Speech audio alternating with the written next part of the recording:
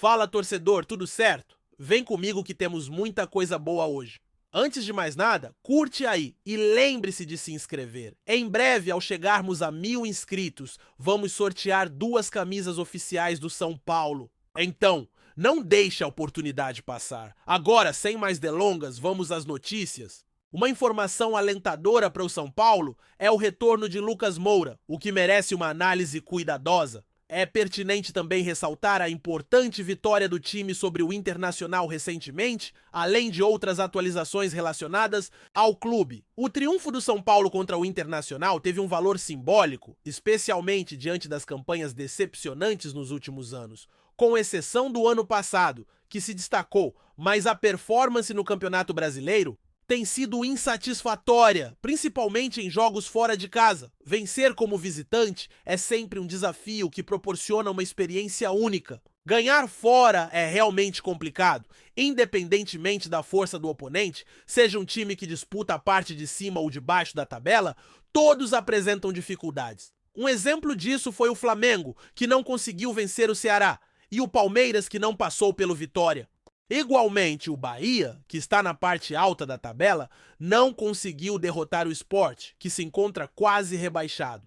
Assim, sair vitorioso fora de casa é uma tarefa desafiadora e a conquista do São Paulo foi impressionante. Embora a escalação não tenha sido divulgada, a partida não teve muitas situações a serem comentadas e pode ser caracterizada como tendo poucas emoções. Durante os 90 minutos, o equilíbrio foi a principal marca. A intensidade do jogo foi notável desde o início, com várias faltas, resultando em um confronto truncado, especialmente no primeiro tempo, que foi repleto de interrupções e uma forte marcação. Desde o início, a partida foi equilibrada, com bastante intensidade e diversas faltas. O primeiro tempo ocorreu em um ritmo truncado, com jogadas fragmentadas e dificuldades para criar oportunidades. Tanto o São Paulo quanto o Internacional demonstraram um ataque contido, com raras chances claras. Os jogadores pareciam tensos e houve muitas reclamações por parte de ambos os lados, tornando a partida menos emocionante, especialmente na metade inicial. O São Paulo teve momentos de maior posse de bola, assim como o Internacional em determinados instantes, mas a construção de jogadas foi restrita. No segundo tempo, pouco se alterou, com o Internacional mostrando um leve aumento na atividade em alguns momentos, enquanto o São Paulo conseguiu manter a posse mais tempo no ataque. Além disso, o número de faltas diminuiu, uma vez que o São Paulo liderava por 1-0 no intervalo, o que fez com que o Internacional retornasse com uma postura mais ofensiva. Contudo, mesmo com essa pressão, o Internacional não conseguiu criar muitas oportunidades e não fez uma ofensiva efetiva sobre o São Paulo.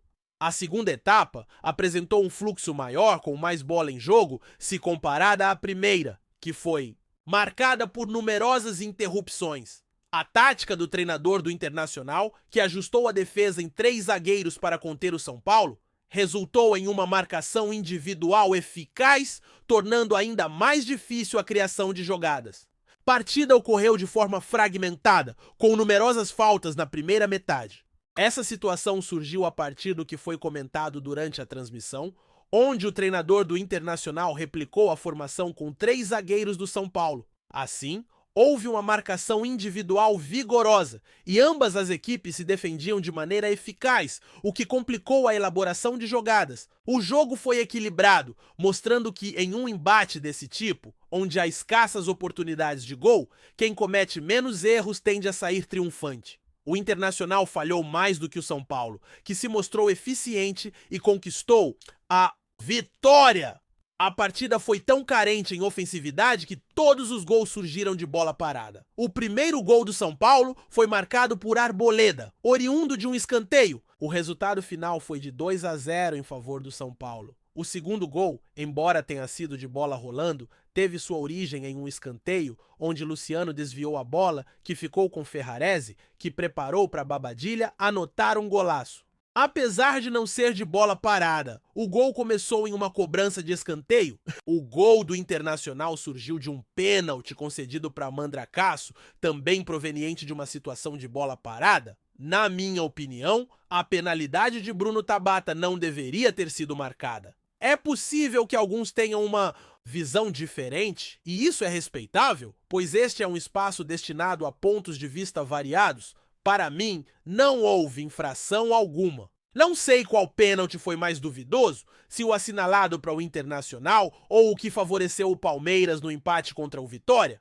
Como sempre no futebol brasileiro, especialmente na Copa do Brasil, as controvérsias são recorrentes. Para mim, não houve absolutamente nada. Com o placar de 2-0, o Internacional em momento algum pressionou o São Paulo. A equipe quase empatou quando o jogo estava 1-0 em uma única oportunidade, se não me engano, um passe do Carboneiro que entrou no segundo tempo. Ele fez um lançamento nas costas da defesa do São Paulo e Benítez ficou frente a frente com Rafael, que realizou uma defesa excelente. Essa foi a única chance que o Internacional teve de igualar o jogo, que ocorreu no início da segunda etapa, quando ainda estava 1-0 para o São Paulo. Além disso, o São Paulo não passou por situações de perigo. Assim como não conseguimos criar muitas chances, também não enfrentamos complicações. Essa foi a 5ª vitória consecutiva do São Paulo. Se analisarmos essa vitória diante do Internacional, percebemos que foi totalmente distinta das 4 anteriores, que foram contra equipes como Corinthians, Juventude, Fluminense e Atlético Paranaense. Nesses 4 triunfos, o São Paulo teve total controle sobre os adversários. O Corinthians foi dominado e deveria ter sofrido mais gols. O Juventude, por exemplo, perdeu por 1-0, mas não conseguiu registrar um único chute a gol. O Palmeiras teve oportunidades anteriormente, mas não as aproveitou. O confronto contra o Fluminense foi ainda mais significativo, com um placar de 3-1 e 2 gols anulados, que poderiam ter tornado a contagem ainda maior. No embate contra o Atlético Paranaense, o São Paulo também dominou a partida de maneira semelhante. Ontem o jogo foi mais equilibrado e competitivo. É claro que o São Paulo não conseguirá manter a mesma intensidade que demonstrou no começo do jogo contra o Atlético ou no duelo contra o Fluminense em todas as partidas, especialmente fora de casa, onde o adversário também tende a jogar. Portanto, não é viável que o São Paulo mantenha o mesmo ritmo em todos os jogos, principalmente porque a equipe conta com uma base e em determinadas ocasiões opta por poupar jogadores. Não há como alterar completamente o time, visto que é inviável poupar todos os 11 atletas. Assim, é evidente que a cada 2 ou 3 dias, com 3 competições em andamento, o time não conseguirá sustentar o ritmo que apresentou em partidas anteriores, como contra o Corinthians, Fluminense e, em parte, contra o Atlético. Não é viável deixar de lado os 11 titulares e colocar outros jogadores em campo. Com certeza, a cada 2 ou 3 dias, a equipe não conseguirá manter o mesmo ritmo e a mesma rotação que apresentou contra o Corinthians, o Fluminense e, em parte, também na partida contra o Atlético. O desempenho no confronto de ontem não se tratou de falta de intensidade, como observamos em jogos anteriores, e isso é compreensível. O treinador abordou esse ponto na coletiva. E vamos aprofundar essa questão em breve. A partida foi equilibrada, mas o São Paulo se destacou ao cometer menos erros e demonstrar mais eficiência. A vitória foi justa. Analisando o jogo, fica claro que o São Paulo foi superior ao errar menos e mostrar eficácia. Tivemos a chance de marcar mais gols no final. Em uma jogada, um jogador recebeu a bola na linha de fundo, pelo lado esquerdo, e não entendi por que não passou para um colega que estava livre ao lado. Ele preferiu esperar o zagueiro se aproximar e arriscou o chute, mas a bola saiu. Poderia ter anotado mais um gol ali. No geral, foi uma grande vitória do São Paulo. Jogar fora de casa contra o Internacional é sempre desafiador. Vencer fora é complicado e conseguimos garantir os 3 pontos. Era um confronto direto, pois se o Internacional vencesse, passaria o São Paulo na classificação. O Internacional ainda tem um jogo a menos? Se tivéssemos perdido, ficaríamos com 22 pontos, enquanto o Internacional chegaria a 24, com 2 pontos a mais. A derrota para o Internacional teria sido um grande prejuízo. Por isso, era fundamental, no mínimo, empatar. E o resultado foi o mais favorável possível, com o São Paulo voltando com os 3 pontos. Assim, foi um jogo equilibrado, o São Paulo foi eficiente e mereceu a vitória. Essa foi a 5ª conquista do time. Agora, vou pegar a escalação para discutirmos mais sobre isso. O resultado ocorreu da melhor maneira, permitindo que o São Paulo voltasse com os 3 pontos. Portanto, foi um jogo equilibrado, com o São Paulo se mostrando eficiente e merecendo a vitória. Uma grande conquista, a 5ª do time. Vou pegar a escalação para falarmos sobre o jogo e os jogadores do São Paulo. Rafael teve uma atuação destacada. No primeiro tempo, ele fez uma boa defesa em um chute cruzado, quando o placar ainda estava zerado. Também houve uma defesa, que comentei, em que um adversário ficou frente a frente com o gol após um passe preciso de um companheiro. Esse passe foi muito bom. E a defesa do São Paulo vacilou, mas Rafael saiu muito bem, fechou o ângulo e realizou a defesa. Foi uma intervenção excelente. Se o Internacional tivesse aberto o placar, teria empatado, pois naquele momento o São Paulo vencia por 1-0. Portanto, se eles marcam, não apenas igualariam o jogo, mas mudariam radicalmente a dinâmica da partida. Rafael teve um bom desempenho no gol. Ele foi eficiente. Nosso trio de zaga também se destacou. Um jogador teve uma atuação excepcional, outro foi muito bem e o terceiro também desempenhou um papel positivo. Considero que 2 deles foram superiores, mas o terceiro também apresentou uma boa atuação.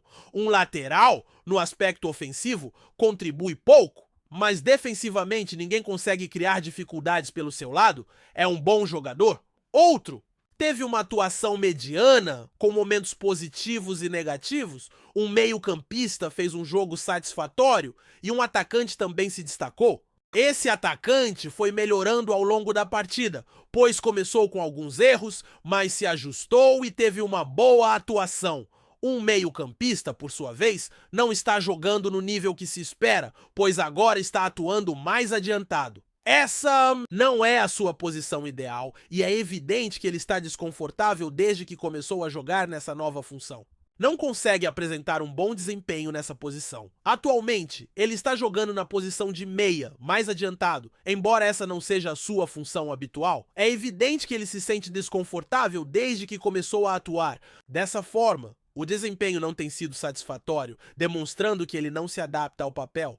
No entanto, os jogos anteriores foram, em minha visão, piores do que o de ontem.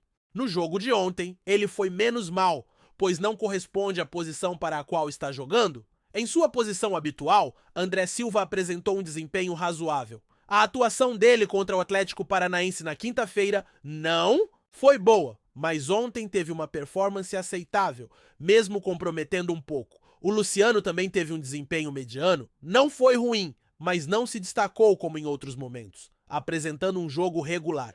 Por outro lado, Gonzalo Tapia fez uma entrada considerável. Embora não tenha marcado, teve um bom desempenho. Ele pressionou a saída de bola do Internacional e causou mais problemas à defesa do Inter do que André Silva. Fiquei impressionado com a sua entrada e atuação.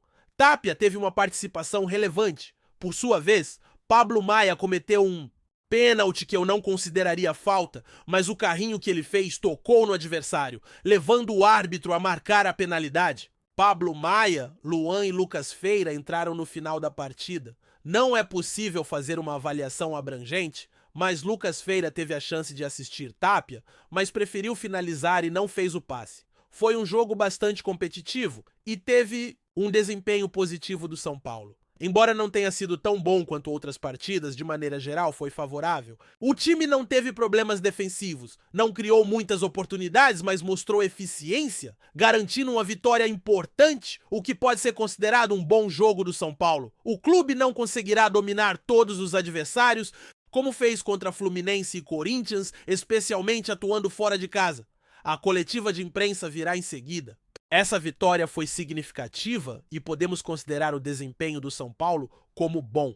O time não conseguirá dominar todos os oponentes da mesma forma que fez com Fluminense e Corinthians, principalmente jogando fora de casa. Após a conquista contra o Internacional, o treinador celebrou o bom momento da equipe e a fase dos meio-campistas, ressaltando que todos estão apresentando um bom futebol. Ele destacou que é um período em que os jogadores estão se divertindo e se apoiando em campo, enfatizando a importância de aproveitar essa sequência, que é pouco comum no Campeonato Brasileiro. Esta é a 5ª vitória consecutiva do São Paulo, sendo 4 delas no Brasileiro, já que uma vitória ocorreu contra o Atlético Paranaense. conseguir 4 vitórias seguidas no Brasileiro não é algo habitual. O que digo é que quando uma equipe vence 3 ou 4 jogos consecutivos, tende a subir na tabela, mas também pode perder 3 ou 4 e cair novamente. O Campeonato Brasileiro opera dessa forma. O São Paulo estava a um ponto da zona de rebaixamento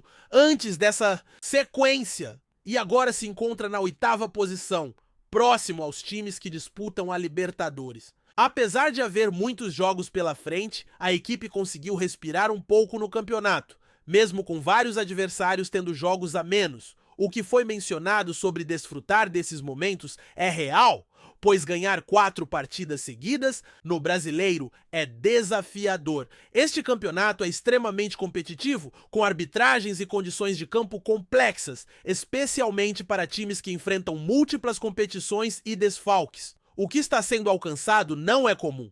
O São Paulo tem mostrado boas atuações e conquistado vitórias. O técnico também comentou sobre o desempenho diante do Internacional, explicando os motivos pelos quais a equipe não conseguiu manter a intensidade das partidas anteriores, mas celebrou a postura dos jogadores em campo. Realizar boas apresentações e conquistar triunfos é fundamental. O comandante avaliou a performance diante do rival e justificou por que sua equipe não apresentou o mesmo desempenho das últimas partidas, embora tenha elogiado a atitude dos jogadores em campo. Ele apontou a ausência de intensidade que teve destaque em jogos anteriores. O técnico ressaltou a importância de manter a identidade do time. A equipe está ciente da necessidade de lutar e se esforçar em campo, enfrentando adversários que não são fáceis. Contudo, é imprescindível se adaptar a diversas situações de jogo. O time adversário se revelou desafiador, não permitindo um fluxo de jogo devido à sua agressividade. É importante levar em conta o contexto da partida, uma vez que o gramado estava pesado por conta da chuva, e a pressão exercida pelo oponente dificultou a saída de jogo. A marcação do rival foi eficiente, assim como a do próprio clube. No segundo gol, foi notório que o adversário deixou um espaço para um cabeceio e uma finalização, mas ao longo do jogo, ambas as equipes se destacaram na defesa. As chances claras de gol foram limitadas e a maioria dos gols aconteceu principalmente a partir de pênaltis ou em jogadas de bola parada. O treinador ainda não definiu a formação para o duelo fora de casa contra o Atlético Paranaense na quarta-feira, que é o segundo jogo na Liga Arena. Ele mencionou que está focado no presente e, ao pensar no Atlético, precisará conversar com o médico sobre a situação dos atletas que estão se tratando. Atualmente, ele não tem informações sobre a disponibilidade dos jogadores. Essa declaração foi feita em relação à formação contra o Atlético e sobre a possibilidade de retorno de algum jogador. O técnico reafirmou que se dedicará ao próximo confronto e que os dados sobre o departamento médico precisam ser discutidos com a diretoria e os profissionais da saúde. O clube divulgou informações sobre um atleta lesionado, afirmando que não comentaria sobre o estado de outros jogadores contundidos. A postura do treinador em evitar discussões sobre lesões e contratações tem se tornado cada vez mais evidente. Recentemente, um jogador balançou as redes mais uma vez e, na zona mista, questionaram sobre a transformação da equipe, que agora conta com 5 vitórias seguidas. Ao serem indagados sobre a diferença entre os treinadores, um jogador destacou que o atual técnico teve um papel significativo na mentalidade do grupo, apresentando conceitos que foram assimilados nos treinos e refletiram nas atuações durante o jogo. Isso demonstra a influência do treinador na mentalidade dos jogadores desde sua chegada. No que diz respeito ao desempenho em campo, notou-se uma transformação significativa na mentalidade dos atletas desde a chegada do novo técnico ao São Paulo. Atualmente, a equipe ocupa a 8ª posição, enquanto o Botafogo, que está logo acima em 7º, sofreu uma derrota recente para o Cruzeiro. O Botafogo possui 26 pontos, mas conta com 2 jogos a menos, o que implica que, se conquistar vitórias em ambas as partidas pendentes, pode somar mais 6 pontos, totalizando 32 e abrindo uma diferença de 7 pontos em relação ao São Paulo. Dessa forma, torna-se desafiador analisar a classificação neste momento, já que diversos times ainda têm jogos a menos. O Fluminense, por sua vez, está na 9ª colocação, com 23 pontos, apenas 2 a menos que o São Paulo, e também possui 2 partidas adiadas. Caso o Fluminense vença uma dessas, alcançará 26 pontos, superando o São Paulo. Portanto, é essencial aguardar a atualização da tabela após a realização de todos os jogos, pois a situação é bastante intrincada. Alguns clubes, se obtiverem vitórias, podem ultrapassar o São Paulo, enquanto outros que estão na frente podem aumentar suas vantagens.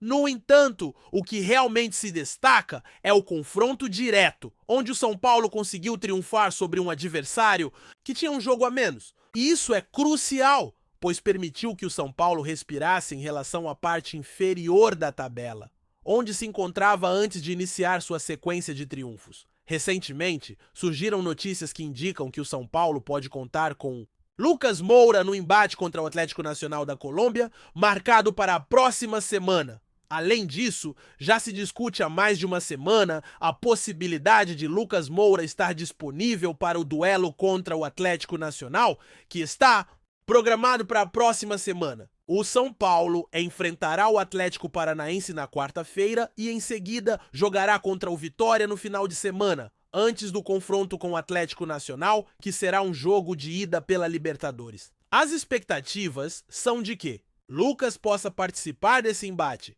Há informações de que ele poderá figurar no banco de reservas contra o Vitória, visando ganhar tempo de jogo. Essa informação foi corroborada por fontes próximas, que apontam que Lucas pode retornar contra o Vitória, começando no banco e jogando alguns minutos para recuperar o seu ritmo. Ficou claro que ele precisará de um período para readaptar-se ao ritmo da partida, especialmente considerando o tempo em que ficou afastado devido a lesões. Assim, a possibilidade de Lucas retornar no sábado contra o Vitória seria uma ótima notícia para o São Paulo. Vamos aguardar, pois ainda há uma semana até esse jogo.